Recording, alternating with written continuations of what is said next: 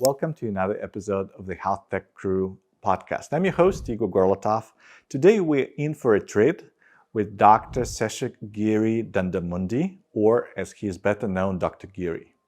A practicing physician in allergy and immunology for over 43 years, Dr. Giri is also a tech entrepreneur who founded ModuleMD, a one-stop solution for healthcare IT and medical billing.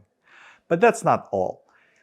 He's the co-founder of Carefluence, a platform designed to break down the barriers in healthcare interoperability. Dr. Giri is a man who wears many hats. He is the president of Asthma Allergy Centers, which has also grown from a solo practice to 14 locations. He is also an educator, teaching at the Kalamazoo Center for Medical Studies affiliated with Michigan State University. Today, we'll explore how he integrates his roles as a physician, tech innovator, and his seasoned perspective on healthcare IT, and his thoughts on the future of healthcare delivery. This is going to be a conversation you won't want to miss.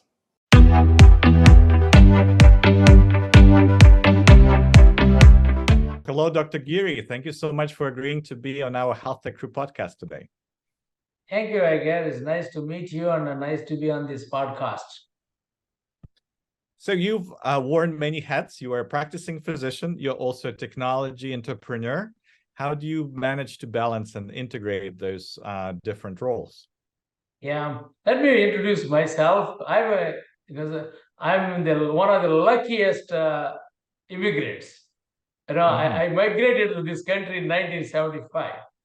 In those days, under Lyndon Johnson time, any foreign graduate, a medical graduate who takes an exam, gets a green card. So I got my green card in India. So I just came here, and I don't know anything about this country. I don't know anything really, and that was my first, second plane journey. And it is the first longest plane journey I ever made in my life. So wow. you can see that one. Then once I came here, I had to take the training. I was trained in pediatrics, and then I took my fellowship, allergy immunology. And by 1980, I'm ready to go and practice. Then I realized once I come into the practice, most of the doctors don't have any idea what is a practice base. So I get learned over the years, over 40 years, 50 years, all these things I learned in my life, so how to, but I never, forgot the focus on the patient. So I started as a small, practice, one doctor and me, and now we have grown into 7 doctors and allergists, and I have 12 or 13 locations. My, journey to innovation is not really innovation, it is a necessity. Because all these companies have to, I take care of my patients, So the second part of it is, in healthcare, people think healthcare is a one bucket. It is not. It is 3 buckets. One of the bucket is diagnosis and treatment. That is what I won't even complain. These doctors are very good. Research is there, it's excellent, excellent. The second is who pays for it. It is always a controversial, complaining. You pay, whatever it is. And we can solve some of that problem, but that is a different thing. Who pays for it? 70% is already paid by the government anyway. Only 30% is paid by the commercial. The most important for me is not those 2 things. Those are important, but most important for me personally is how you deliver the care. Yeah, that's where, then I thought, this delivery care cannot be done unless you use technology. And you take any industry, they adopt technology, to do the better services. Healthcare is a service. A lot of people don't think that way. It's a service. A service has to have a good technology.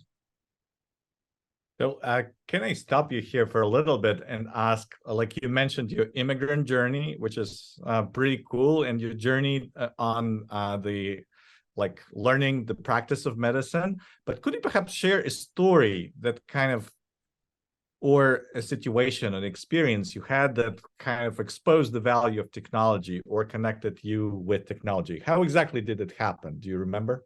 That thing came the first day that I landed in New York. Really? So how is that one is?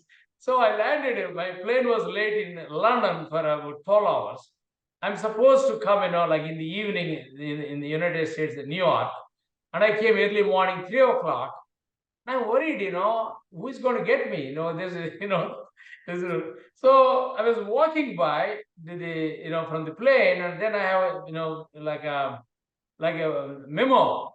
They used to put a memo box, So a memo Okay. on my name, and opened it. Yep, your plane is late. I'm supposed to go to Boston. Then, your plane is, you don't have until morning. Go to approach the desk. They'll give you a car, hotel. And so I went to the hotel. And then I don't know what to do. And I was looking at this phone. Phone is also new for me. I use it for India, but not this. Then I started looking at it. I started dialing up. And my one of my friend who came earlier than me, he was in New York. He gave me his phone number. So I dialed him 3 o'clock in the morning, 3:30, something like that. And he answered. Then I said, I can live in this country. I can never look back from that time onwards. I said, it works. The phone is a technology. So that's why we cannot do anything without technology. And since then, anything that I can do with the technology, I keep adopting it. Very cool. And I love how tangible that story. And it seems it kind of started almost with your arrival to this country. But I'm curious about, like, you were in your medical school, you were completing your studies, you picked your kind of specialization. But what prompted you, what event, activity, or person prompted you to start your first company? How did that happen? For 20 years, I was in practice for 20 years. By this time, my practice was growing and I have these cliques and everything. Then I realized every office we have to communicate. And in those days, they used to wire it. Your servers in one main office, and every office is connected, and we are connected with the wires. And even I wired some of these computers for the networking. So I was so curious. I used to practically, I used to solder those things and then hook them in there. And just to clarify, so you practiced, like you went into medicine, you practiced, you built a business, so you had several offices after 30 years, and those offices were communicating using like outdated technology, correct? Exactly. Okay. Then I realized, no, this is not a solution. This is the fix. Then the internet is coming up. Okay, the internet is then it's kind of a sensation, new sensation, and it is there, and practically emails are there also. Then I said, why can't I start a cloud-based company? In those days, it was a web-based company. Web-based, we used to call it a web-based, but now we call it a cloud-based. Why can't I start a cloud-based company that can communicate everything in there? This is in 2000. In 2000, nobody. And then, I used to go tell my nurses, then I said, well, I'm starting a cloud-based company. And then they used to question, doctor, what happens if the internet goes down? I said, that is your Sunday. Take a day off. But still, the technology is going to make you faster. And I can give you one Sunday off, a regular day, Sunday off. And sometimes I just used to laugh and walk out. And that is so the minute I started this company in Module M in 2000. So then I have the knowledge. So to make a software, you need a knowledge. I have it completely. So I hired two people, two programmers, and I put them in my office. Hey guys, go and look at what they do and do a program. And you architect it, And in those days, these ASP pages. It's all ASP pages. And a simple thing, data, simple data, simple data. That is where I started my company. How successful was this collaboration? Because in the experience of Kepler team, our clients who try the route, like they hire just a couple of developers, they typically struggle unless the person involved with the developers tells them exactly what to do and kind of becomes the product manager and a quality assurance specialist. So how successful was that experience having two developers or programmers on your team? Yeah, you're right. Initially, you need that. They don't know the knowledge. I don't know the technology. So as you keep on working, they become the leaders. They know we do this one, we do. And also, initial stage is very important. You tell them you're going to fail. Don't worry about it. Mm-hmm. They will fail. This is in there. So you have to give that assurance. Don't worry about it. Keep on doing. Keep on doing. So even though my staff, sometimes get irritated, but they understand doctor is trying to do something good. And that is the way I developed the whole thing bit by bit. But initially stages, there is no electronic medical records. In those days, it is only RCM, revenue cycle management. So the first, from 2000 to 2005, it is all about RCM, how you send the claims, how to do that, get the payments, and that kind of thing. Then from the RCM, we move to the EMR. Okay, so it sounds like, just coming back to my question, it sounds that you gave them some space to learn initially. And then when they learned, they were able to essentially be independent. So I'm curious, it was the year 2000, right? Is this company still operating? Like what happened with it in this world of epics and cloud IT and everything else in medicine? So then I keep on adding clients. I never had any, salespeople, I did not spend a lot of money on the sales side of that. It is the friends, it is the acquaintances. So every doctor started using it. And I used to get a lot of information from them. As soon as they give you some information, I made it work. Doctors are very happy when things are taken care of. That's what they want. They don't, because in a practice, it's time. Time is essential. They have to do so many things in a short time, 9 to 5. And then as long as it works, and then they're happy. That's why I accumulate a lot of customers through self-referrals, referral to referral. And what exactly does this product do right now? And what exactly does this company offer? And who do you serve? Yeah, it's called as the module MD. The module MD. So it is a certified EMR. So it is certified. That's where our interoperability comes. I'm going to talk about that one. So it is a certified EMR. So we added client across the country. A lot of my clients are allergy practices because I have the domain knowledge. But we have other practices. In 2 years back, some of the private equity fund acquired my company. So after all the hard work, there are two things happen. One is my practice got so efficient.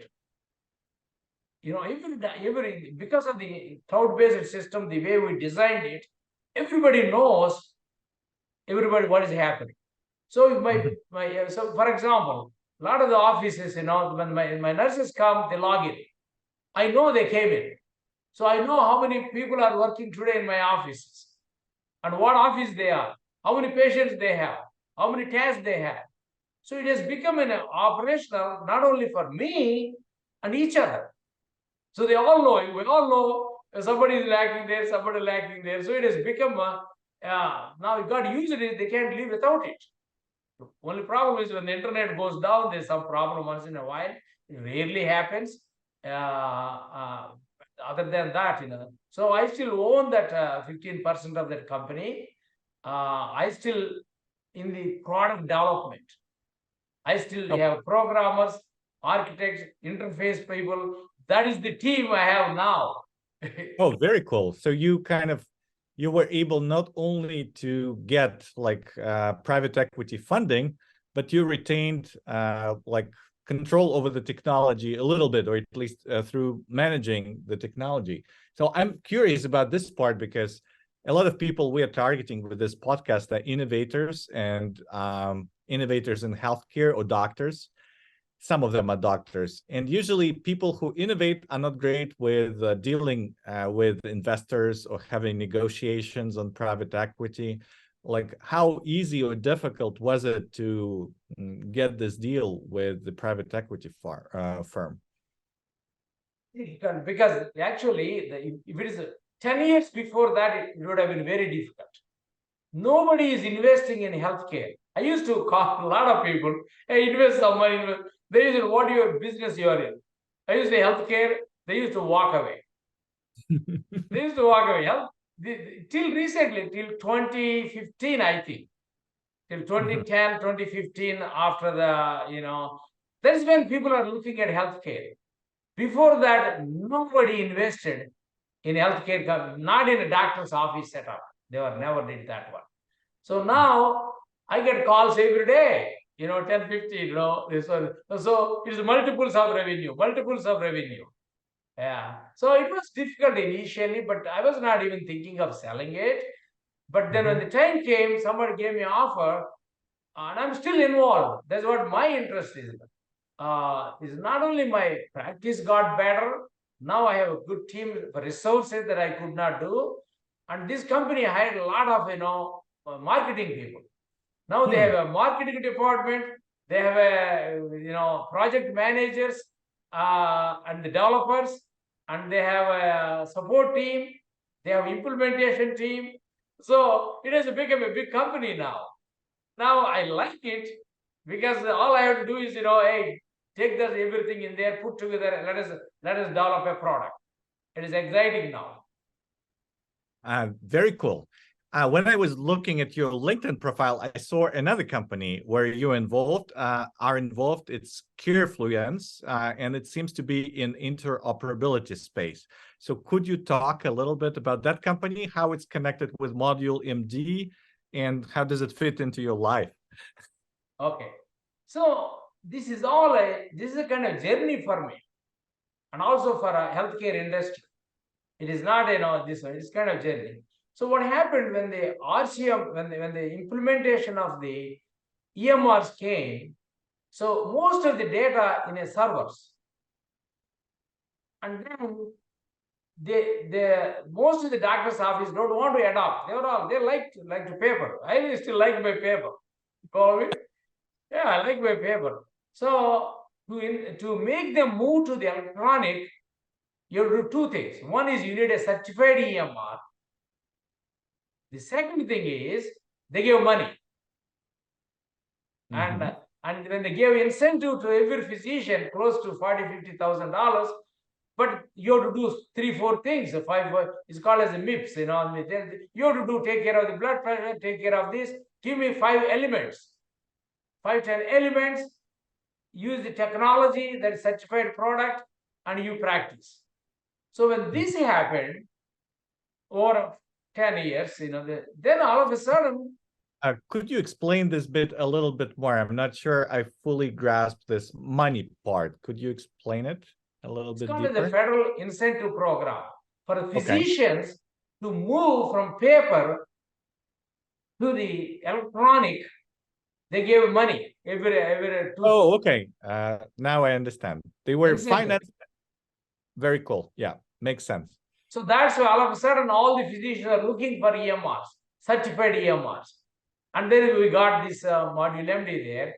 So, but all these the data is in the local servers. So how to communicate with the other EMRs, hospitals, this one. That's why they also gave incentive. Some of them are non-profit. What do you call as HIEs, Health Information Exchanges. Some of those gave $500,000. For each state, they gave 2 or 3 sites. Wow. So it's basically, if you take the telephone industry, when I came to this country, I used to work in a hospital. When she got a call, she pulled this plug and pulled this one connected. There's exchange. So the telephone exchange. You follow me? Yeah. That's exactly HIE. But with an HIE problem is, it can transfer a file, one file to file, but it cannot capture only a part of that file, elements. Okay. Makes sense. Makes sense. So that is when the next stage came.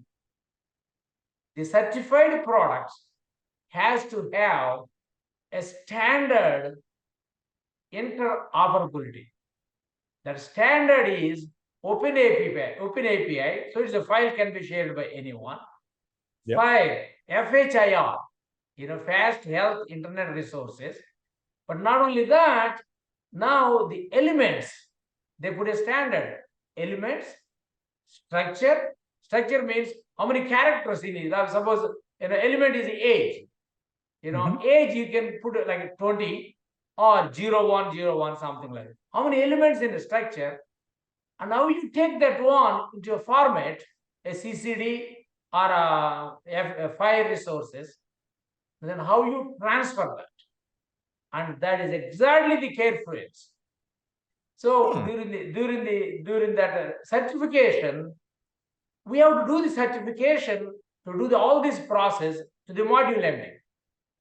Then we decided, my partner, who is very good at it, he said, why we want to do it inside this module MD?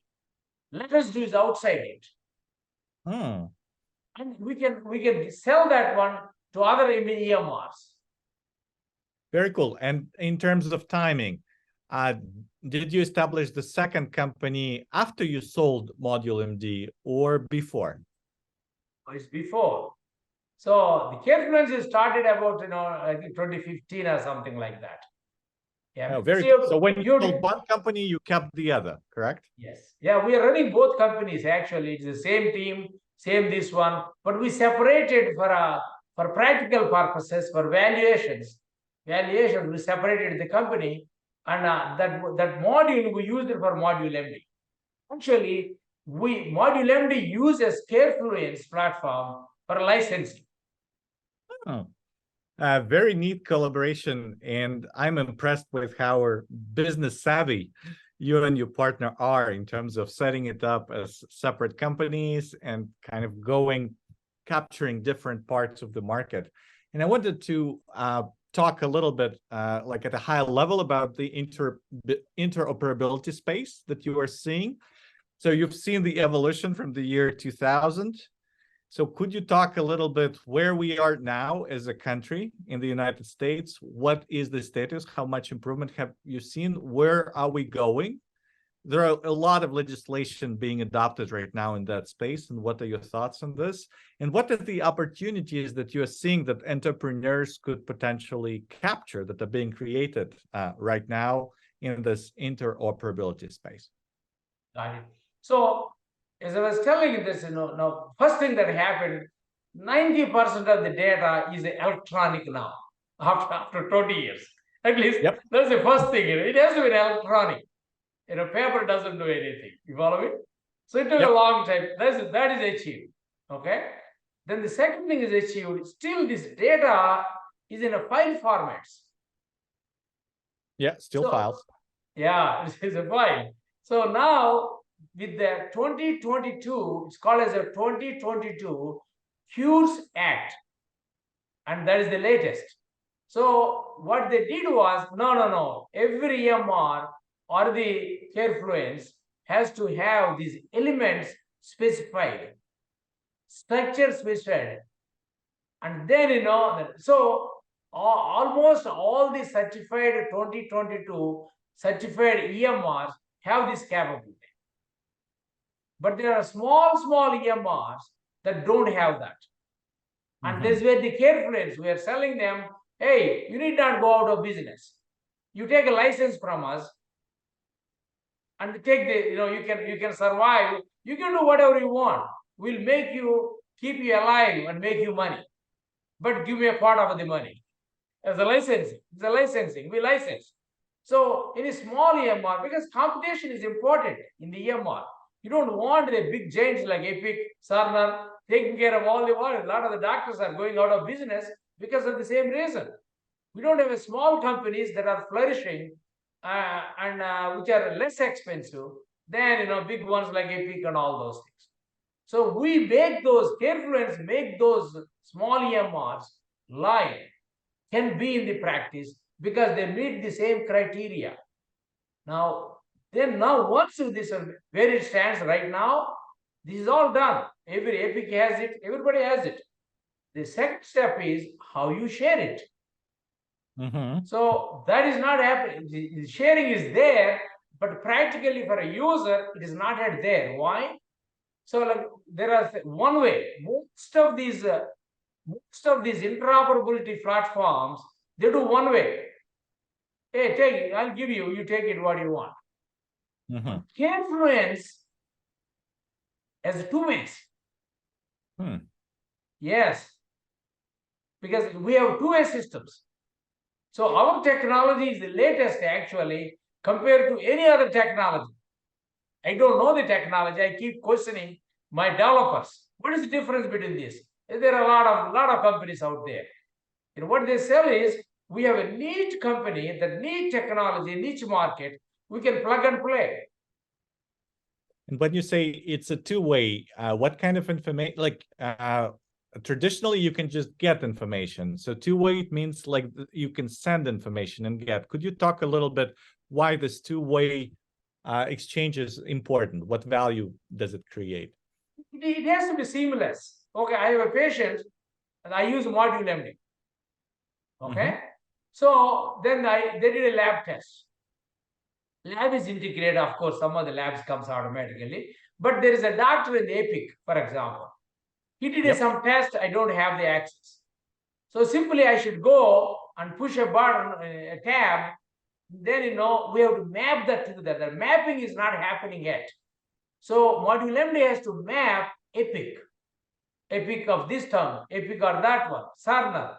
When they map, so we can send the data, but also we can pick up the data. So essentially, as soon as the patient gets some new information added to the record, this data automatically triggers the exchange and the information is up to date everywhere. Is it what I'm hearing? In 2005, in 2025, yes. Yes. That's kind of the goal. Yes. 2021. I keep, telling these carefree guys, hey, guys, you talk all these things. I still have to go to the Epic to get my data. I love it. And I love how you are supporting the smaller companies. And you've also built a successful private practice with multiple offices. But I see it like a trend, and I read about the trend that doctors' offices are shutting down. They get bought out by big systems. Even big systems are consolidating, becoming bigger. Everyone tries to be the biggest gorilla in the house. So what's your, observation, or what's your takeaway, and what does it take for smaller organizations to remain competitive and to create a better experience for patients? Depressing, actually. I'll tell you why. Here is every medical student spends a $250,000 investment in them to go to the medical school. And they go to the best medical schools, best of everything. I see the foreign medical graduates come to the residency, and I see the American graduates. I can see the difference. Knowledge-wise, well, there's so much knowledge, but the foreign graduates keep catching up after 3 years. But so you make this product, a doctor, with high quality knowledge, high cost, and you want a low cost, you send me into low cost because they don't know how to pay for it. Okay?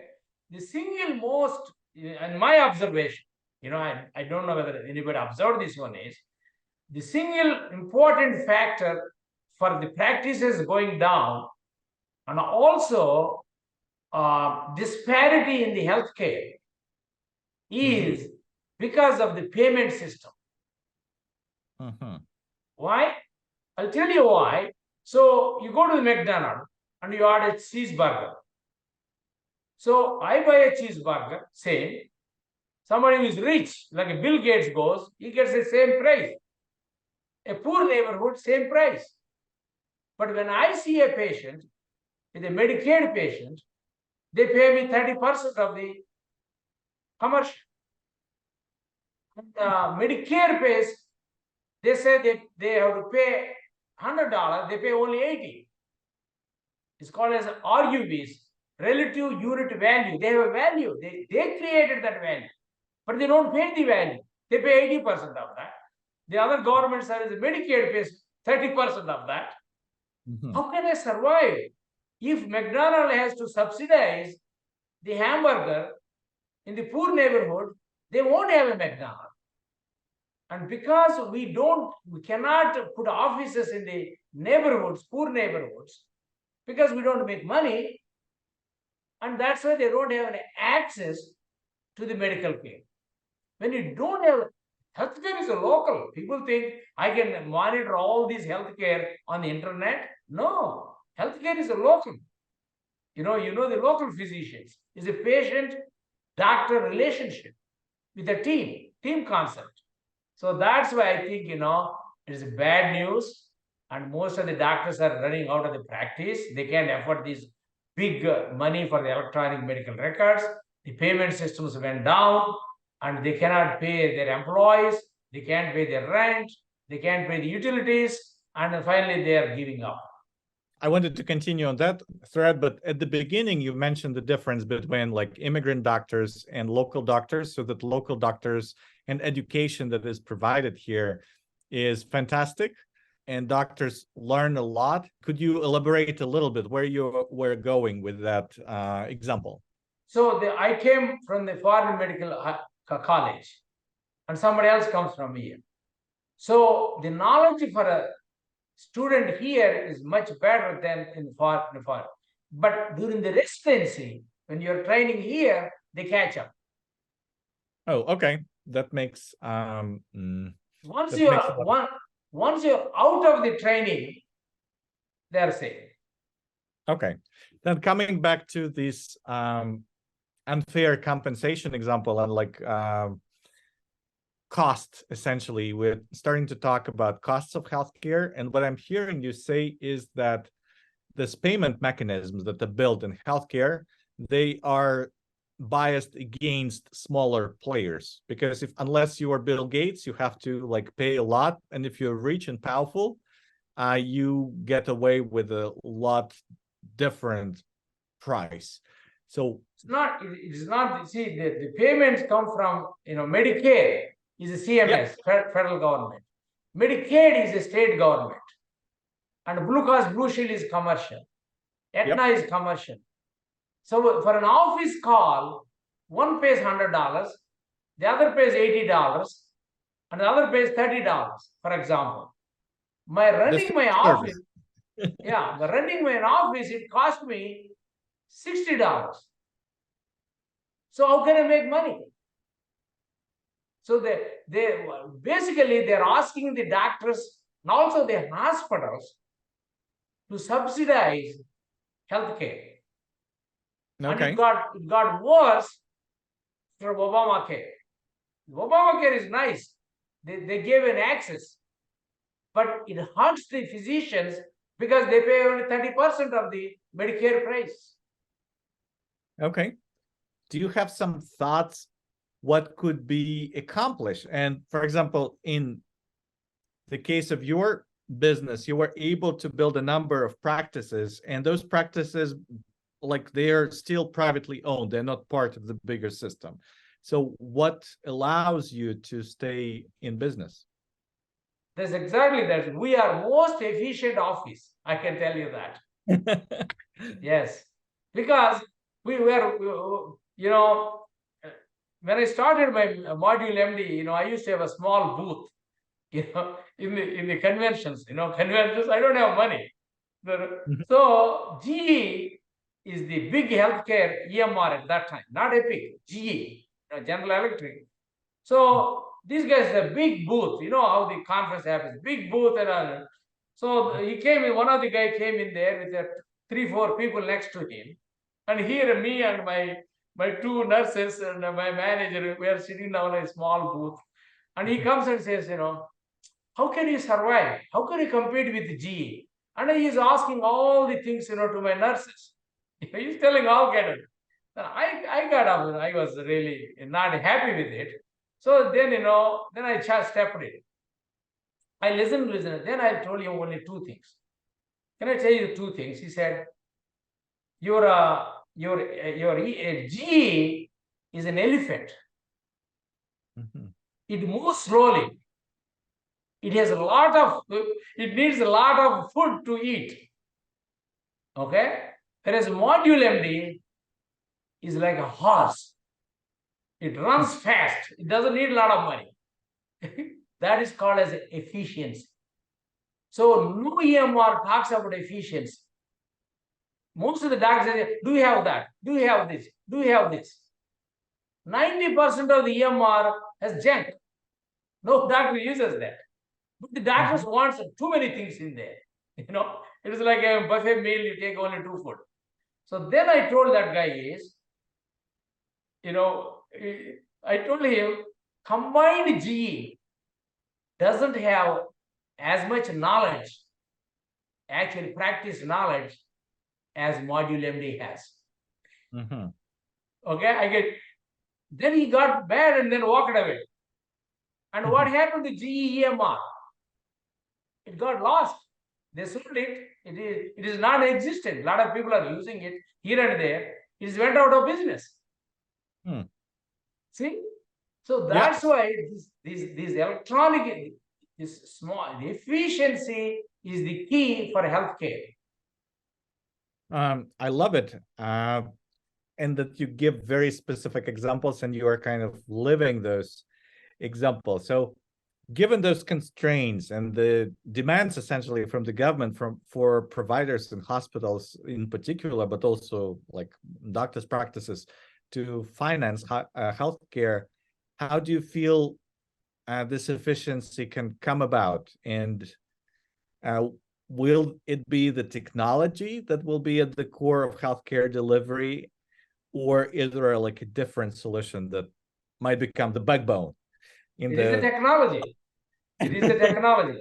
So I'll tell you, the future healthcare, well, we are all talking about health delivery, services. That's all we are talking about. We're not talking about anything else. Health delivery should be changed completely. And it's the time. The time is coming now. Why? Because it's an electronic media, and there will be interoperability. And then there's a third piece is AI, artificial intelligence. In healthcare, AI is going to fail unless your file standard is maintained properly. That is a problem now. So the AI has to go at the elemental level, age level, sex level, your date of birth level. You follow me? So you have to pick the data. So if AI has to pick up, how many 60 years old got a vaccination today, they can tell pretty much. But the technology has to be, that's where the interoperability fire standards coming. That's why I think, the CareFriends has a lot of future. Because we are right there in the tech niche market, very small company, niche market, and we can make things much better. There is no innovation because we worked there for a long time. So when this happens, I have two concepts. Individual doctors having in their office, you should not have that one. So at a local level, you should have like a franchise. I call it, like a McDonald's franchise, like a dock in box. So you should have dock in boxes everywhere. Okay? Just the same thing. If I need a hamburger, I just go there. It is there. It should be like that, as simple. And technology can do that. And then these dock in boxes are not in dock in boxes. They are AI, artificial intelligence, and tell you, for example, my concept is, I walk in there, the door is locked, and you get a text. This is the code used because I have an appointment. And I put the code, and the door opens. You are assigned to room number 4. You go to the 4. Put your hand in there. Yep, your blood pressure is fine. This one in there. And now your nurse will come. Nurse will come check it. Yep, your doctor will come. Go home. Doc-in box can move patients really quickly with really good preparation. Your relationship with the doctor is very important, but it's not that important to characterize everything summarized. How does the idea, which is right now popular, which is like not treating the patient when they are sick, but kind of measuring all the vitals and predictive treatment and trying to kind of proactively, like even like Apple Watches and other devices that are ongoingly collecting information and can kind of manage you, give you metrics, and give you predictions on what's going on. How does this concept fit with your idea of doctor in a box? The patient gathers the information from home all the time. You know what I mean? So I tell some of my patients, hey, don't have any living room anymore. Have a doctor's room in your house. So you just push a button, the doctor will show up in your living room. So that is the concept. What they did was, the patient-doctor relationship, they keep on going away. So if you are sick, the first thing that comes to your mind is the patient, the doctor. And they're moving away the doctor. No, you talk to the nurse, you talk to them. And I'll tell you an example. Last week, I saw a patient. She brought her husband. I just casually asked her, hey, did I see you any family members before? That's routinely I asked. Then his wife said, my daughter came here 37 years back.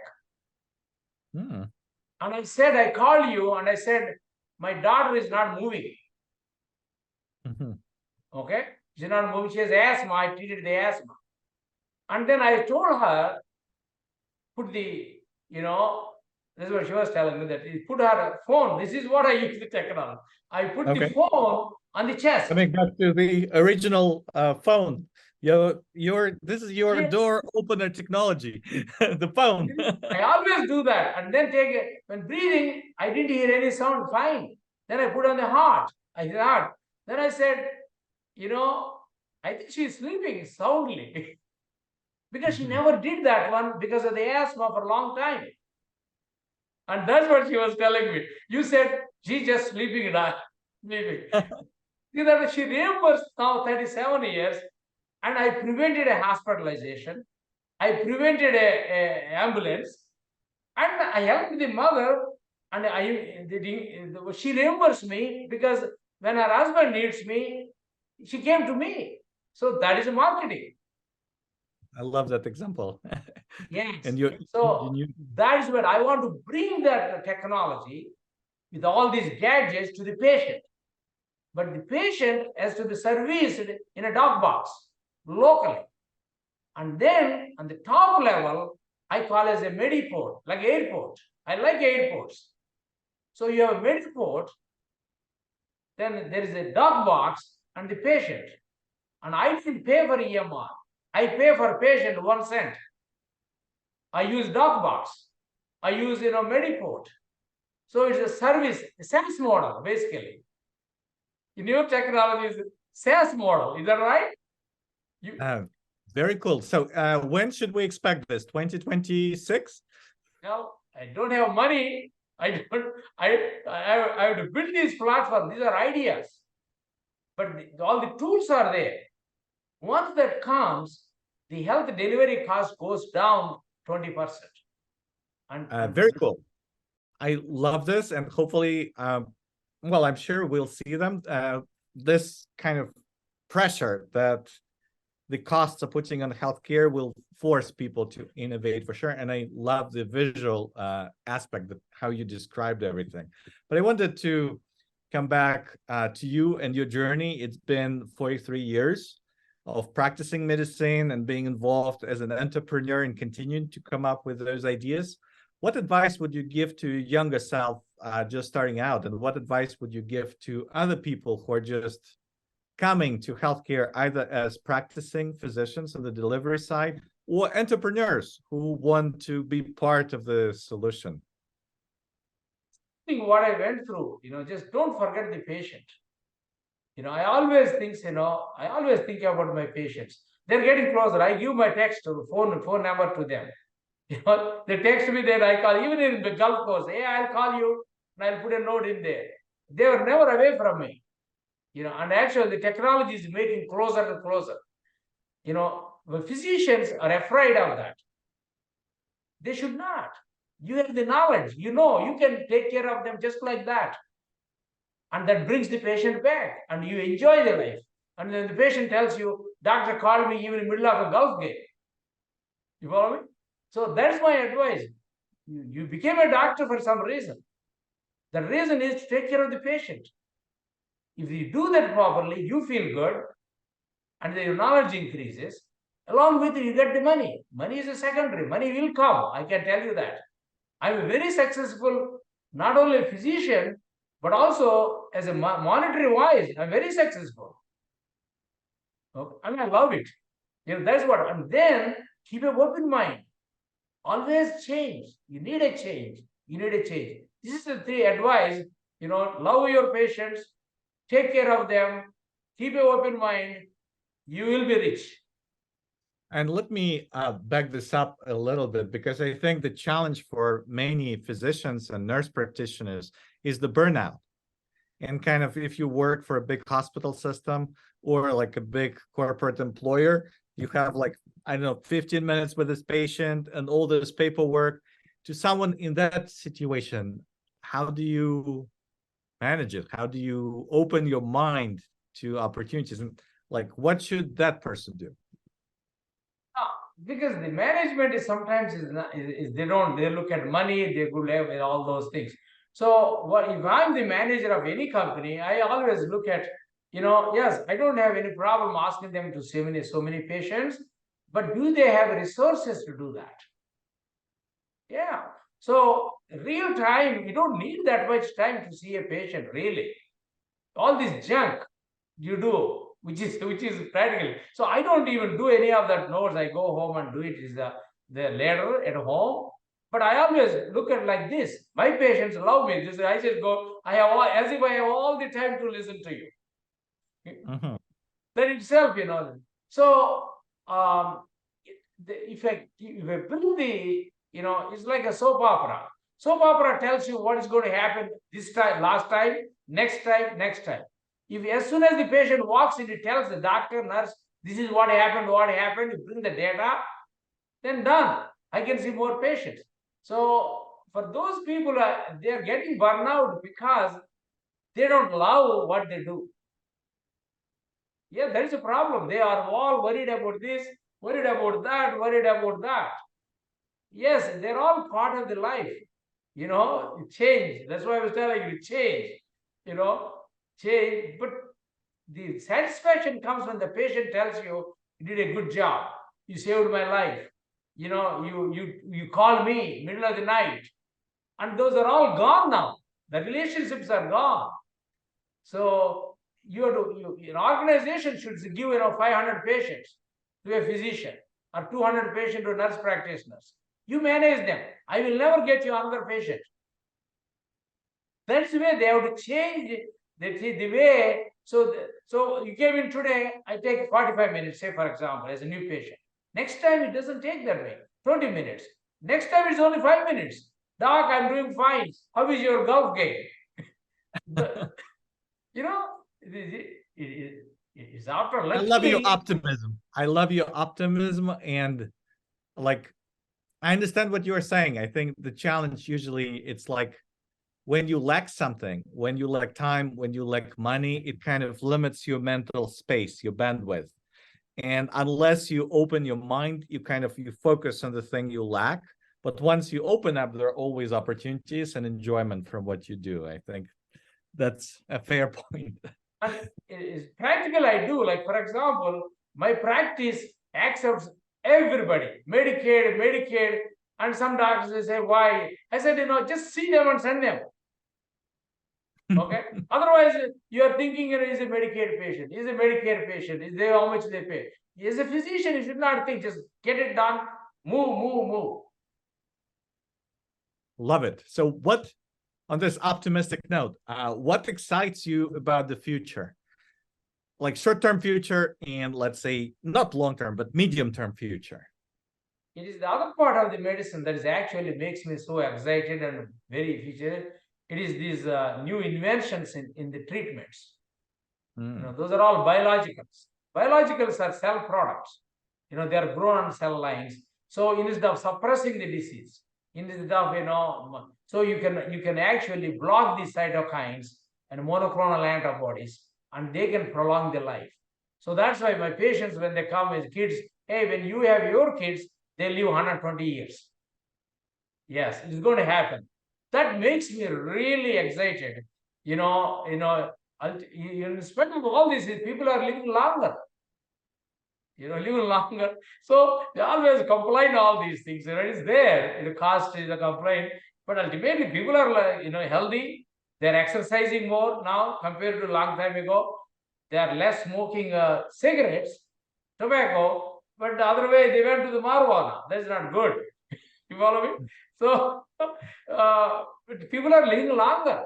It is the mental health that is getting us down because the same reason, which is the internet, which is so good, powerful for good causes, it is also bad causes.